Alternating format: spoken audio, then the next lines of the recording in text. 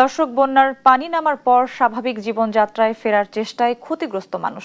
এ নিয়ে আরো জানাতে রাঙামাটি থেকে সরাসরি যুক্ত হচ্ছেন সহকর্মী মেহেদী হাসান সোহাগ। মেহেদী, পানি নেমে যাওয়ার পরে বর্তমান চিত্র কি এবং ক্ষতিগ্রস্তদের সহায়তায় প্রশাসনের পদক্ষেপ সম্পর্কে জানাবেন।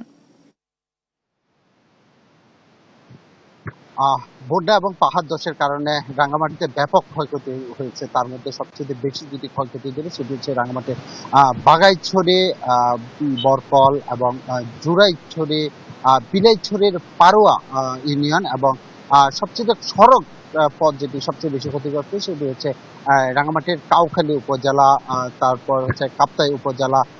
এই ধরনের আসলে মোটামুটি সবকটি উপজেলায় বন্যার কারণে পাহাড় ধস থেকে শুরু করে ব্যাপক ক্ষয়ক্ষতি হয়েছে।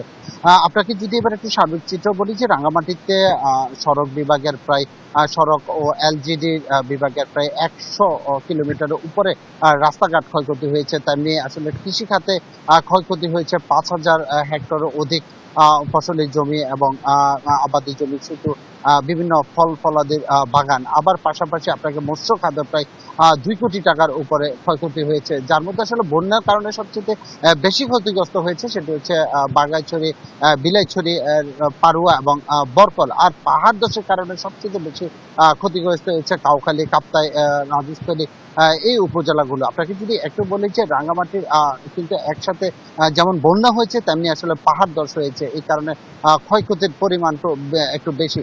রাঙ্গামাটি জেলা প্রশাসনের পক্ষ থেকে আমাদেরকে যেমনটি জানিয়েছেন প্রায় 400-রও অধিক ঘর বাড়ি কিন্তু ক্ষয়ক্ষতি হয়েছে।